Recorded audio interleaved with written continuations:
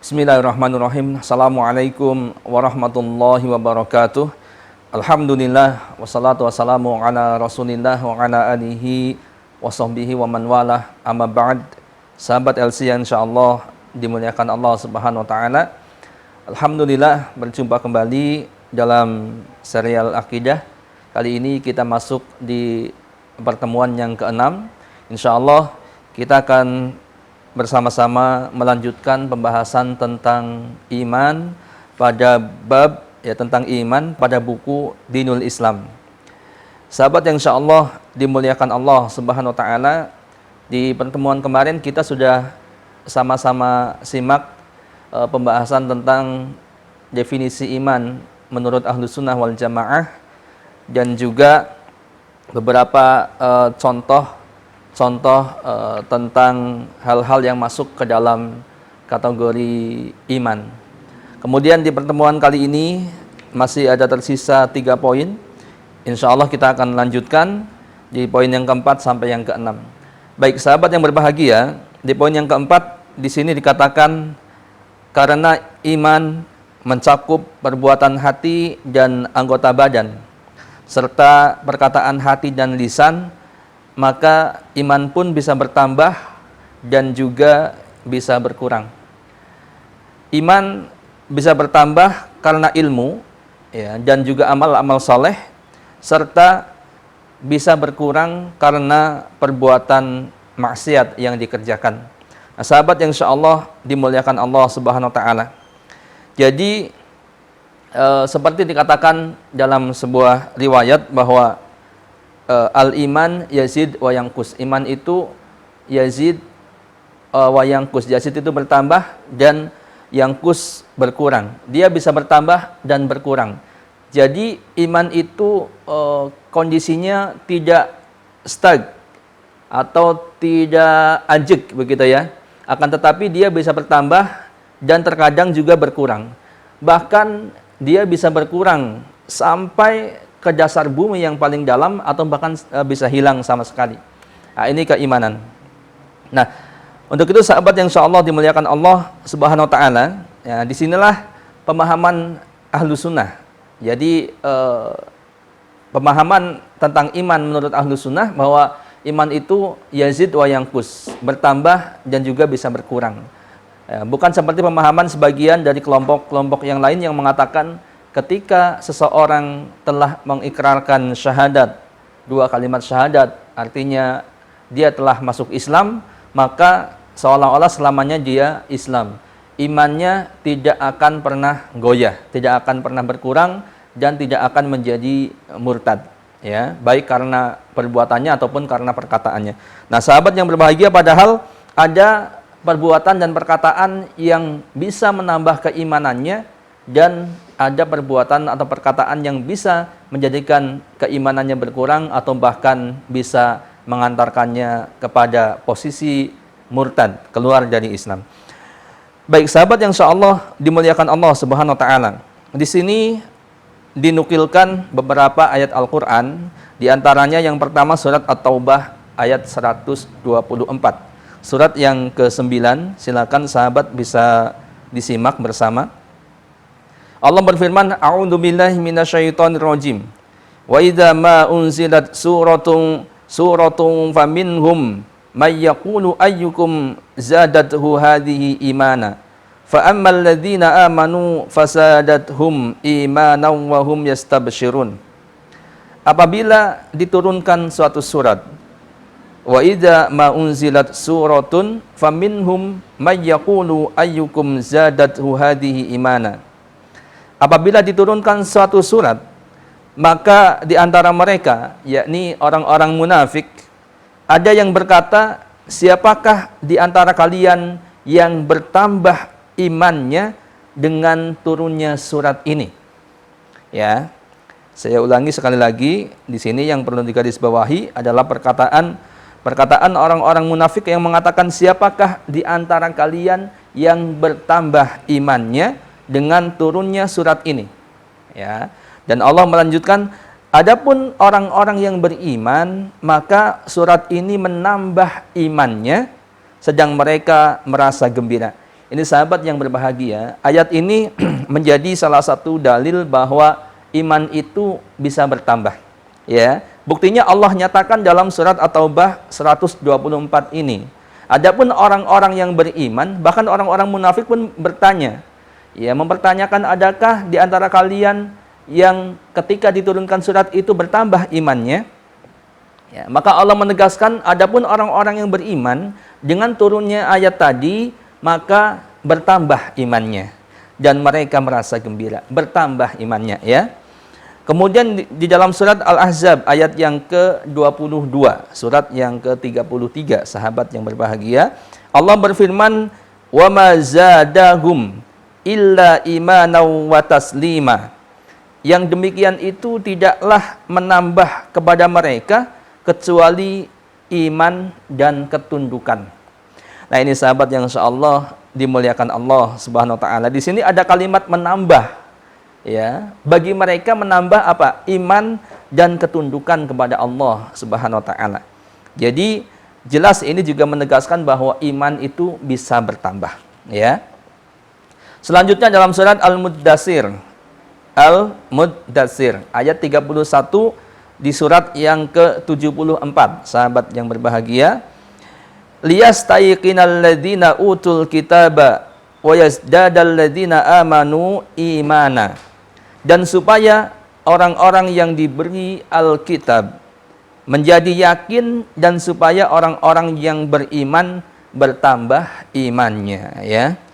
Wa yazdadal ladzina amanu imana. Ya, supaya orang-orang yang beriman bertambah imannya.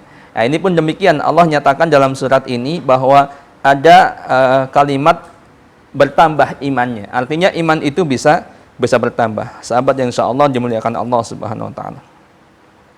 Kemudian Rasulullah SAW pun demikian menyatakan di dalam banyak hadisnya mengisyaratkan bahwa iman itu bisa bertambah dan bisa berkurang. Ya, misal hadis tentang seorang pezina yang ketika sedang berzina maka dia dikatakan tidak beriman, ya. Artinya imannya tidak sempurna. Ya, imannya sedang menurun, ya. Baik, beliau bersabda, la yazni zani hina yazni wa huwa mu'min. Tidaklah beriman seorang pezina ketika dia berzina. Ya, maksudnya dalam hal ini yang dinafikan adalah bukan keimanan secara mutlak, tapi kesempurnaan iman. Artinya imannya sedang tidak sempurna ketika dia sedang berzina atau dia imannya sedang menurun, ya. Nah, ini perlu kalau melihat dalil ini atau hadis ini jangan difahami secara saklek begitu ya, tapi harus melihat dalil-dalil yang lain. Bahwa orang yang berzina itu tidak otomatis menjadi kafir, kita ya, atau tidak otomatis menjadi tidak beriman atau non-muslim, non-mukmin, bukan. Akan tetapi yang dimaksud adalah tidak, yang dinafikan adalah kesempurnaan iman ketika dia sedang berzina. Jadi imannya sedang berkurang. Kemudian pun demikian dalam buku ini disebutkan tentang hadis tentang malu, di mana malu ini bagian daripada iman. Al-haya'u syu'batun minal iman. Malu adalah bagian dari iman. Nah, ini karena tadi disebutkan juga bahwa iman itu mencakup perbuatan hati juga, sedangkan malu ini adalah bagian daripada perbuatan hati. Dan ini bagian dari iman, ya. Nah, ini atau dalam hal ini menunjukkan dalil bahwa iman itu memang bertingkat-tingkat, ya. Katakanlah yang paling ringan bahwa bahkan malu itu pun bagian dari iman, ya. Seperti ada menyingkirkan duri dari jalan, ini pun adalah iman, ya. Sampai yang paling tinggi adalah qaulu la ilaha illallah, yaitu perkataan tidak ada ilah yang berhak diibadahi selain Allah Subhanahu wa taala, atau keyakinan tentang tauhid kepada Allah Subhanahu wa taala. Kemudian hadis yang selanjutnya, hadis riwayat Abu Dawud, At-Tirmizi, Ahmad dan Ad-Darimi. Rasulullah SAW bersabda, akmalul mu'minina imanan ahsanuhum khuluqa. Kaum mukminin yang paling sempurna imannya adalah yang paling baik akhlaknya. Ya, di sini pun ada kalimat akmalul mu'minin imanan, akmalul. yang paling sempurna. Keimanannya dari seorang mukmin itu adalah ketika mereka di antara mereka yang paling sempurna, yang paling baik akhlaknya. Ya, jadi ini ada iman yang sempurna, ada yang kurang sempurna, begitu ya. Jadi ini menunjukkan bahwa iman itu juga bertingkat-tingkat, kadang naik, kadang turun, begitu. Nah, ini di poin yang keempat, sahabat yang berbahagia. Kemudian selanjutnya di poin yang kelima, apabila iman bertambah dan berkurang, maka demikian pula keadaan orang-orang yang beriman, derajat mereka atau derajat keimanan mereka pun berbeda-beda, ya, berderajat. Tidaklah sama derajat antara derajat iman para rasul dengan selain mereka. Tidak mungkin sama derajat imannya para rasul ya dengan imannya orang-orang biasa yang bukan nabi dan bukan rasul. Kemudian demikian pula derajat iman para sahabat ya dibanding dengan iman orang-orang saleh setelah mereka. Ini pun tidak sama. Para sahabat jelas keimanannya lebih tinggi daripada orang-orang setelahnya dan seterusnya ya. Perbedaan kekuatan dan derajat iman di antara orang-orang yang beriman ini menyebabkan berbedanya derajat mereka di akhirat kelak. Nah, ini sahabat yang berbahagia, perbedaan keimanan kita atau keimanan manusia ya ketika hidup di dunia ini menentukan derajat kita ketika kita nanti masuk ke alam akhirat ya, termasuk di surganya pun derajatnya akan berbeda. Nah, selanjutnya dalam surat Fatir dijelaskan bahwa umat Nabi Muhammad SAW dalam keadaan iman dan keberagamaan mereka terbagi atas 3 golongan. Ini sebagaimana Allah Subhanahu wa taala firmankan dalam surat Fatir ayat 32 ya. Yang ini pernah disampaikan di beberapa kesempatan yang sebelumnya ya. Allah berfirman, "Summa awrasnal kitabal ladzina astafaina min ibadina faminhum dzalimun li nafsihi wa minhum muqtasid wa minhum sabiqum bil khairat biidznillah dzalika huwal fadlul kabir." Kata Allah, kemudian kitab itu kami wariskan kepada orang-orang yang kami pilih di antara hamba-hamba kami. Lalu di antara mereka ada yang dzalimun li nafsihi, menganiaya diri mereka sendiri. Dan di antara mereka ada yang pertengahan, ada yang muqtasid, dan di antara mereka ada yang sabiqum bil khairat yaitu orang yang lebih dahulu berbuat kebaikan biidznillah dengan izin Allah, yang demikian itu adalah karunia yang teramat besar. Ini sahabat yang insyaallah dimuliakan Allah Subhanahu wa taala. Nah, ini pun menunjukkan bahwa iman itu berderajat, bertingkat-tingkat, sehingga Allah Subhanahu wa taala menegaskan dalam ayat ini bahwa umat Rasulullah sallallahu alaihi wasallam, orang-orang yang diberi Alkitab Al-Quran ya, yaitu mereka pun terbagi menjadi 3 tingkatan secara umumnya, begitu ya. Walaupun masing-masing tingkatan itu juga berderajat juga. Jadi ada yang zalimun li nafsi ya, orang yang menganiaya diri mereka sendiri. Ini pun berderajat di dalamnya. Berbeda-beda. Ada yang zalimnya sangat zalim, ada yang zalimnya sedang, ada yang zalimnya lebih ringan. Pun demikian muqtasid yang pertengahan, ini pun demikian ya, berderajat juga, berbeda-beda kondisinya gitu ya. Kemudian pun demikian yang sabiqum bil khairat, orang-orang yang lebih dulu berbuat kebaikan, ini pun berderajat ya. Ada yang lebih ringan kecepatannya berbuat baik, ada yang sedang, ada yang melesat sangat cepat luar biasa. Nah, ini sahabat yang berbahagia. Nah, adapun yang dimaksud zalimun li nafsi, kemudian muqtasid dan sabiqum bil khairat apa? Maka kita lihat keterangan dari tafsir Ibnu Katsir rahimahullah.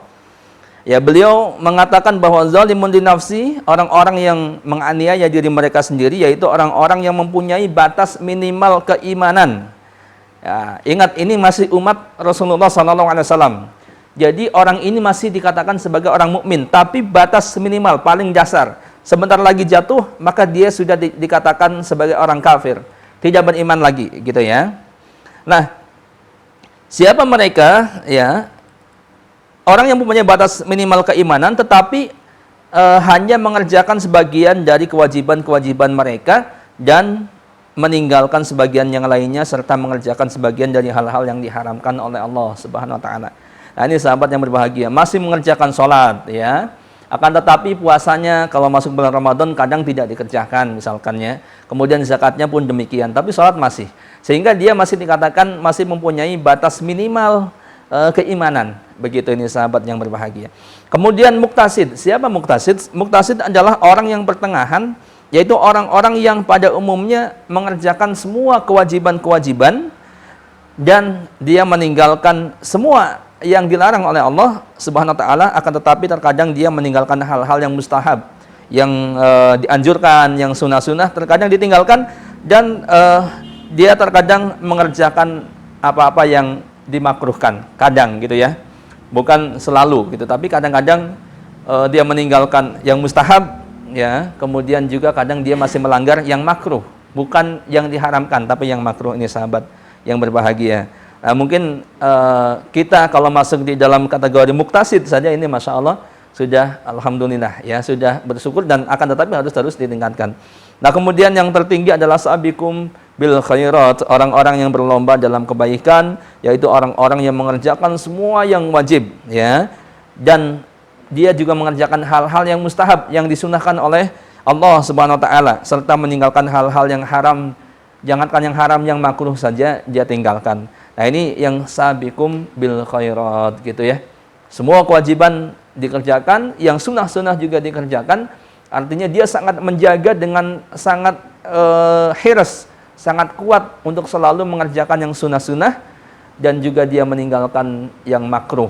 Yang makruh saja ditinggalkan, apalagi yang haram. Ini sahabat yang insya Allah dimuliakan Allah Subhanahu wa taala. Ya, dan di masing-masing kondisi tingkatan-tingkatan tadi juga bertingkat-tingkat begitu ini.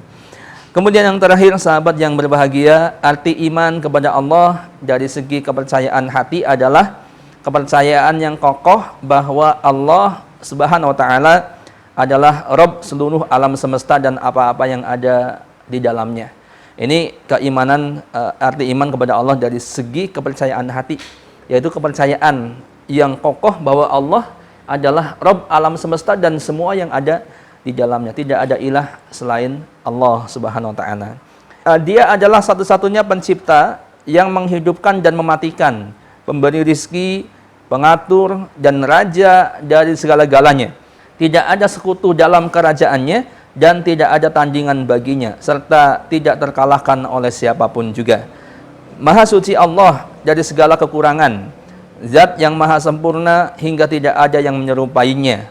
Maha memiliki sifat-sifat yang suci dan mulia serta tinggi dan tersempurna. Dialah satu-satunya Rabb yang hak, yang berhak dan wajib diibadahi, maka tidak ada ibadah sedikit pun dan dalam bentuk apapun yang boleh diberikan kepada selain Allah Subhanahu wa taala. Ini sahabat yang insyaallah dimuliakan Allah Subhanahu wa taala, untuk penutup pertemuan kita pada serial akidah di bab iman ini, bahwa dikatakan bahwa iman kepada Allah dari segi kepercayaan hati adalah kepercayaan yang kokoh bahwa Allah adalah satu-satunya, Allah adalah Rabb seluruh alam semesta dan apa yang ada di dalamnya. Ya, tadi dia sebutkan dia yang menciptakan, dia yang menghidupkan, mematikan, memberi rizki, yang mengatur, yang merajai segala-galanya, tidak ada kekurangan bagi Allah Subhanahu wa taala, dan seterusnya ya. Nah ini sahabat yang insyaallah dimuliakan Allah Subhanahu wa taala. Mudah-mudahan yang sedikit ini bermanfaat, khususnya untuk saya pribadi yang menyampaikannya, dan mudah-mudahan untuk sahabat semuanya. Wallahu a'lam. Assalamualaikum warahmatullahi wabarakatuh.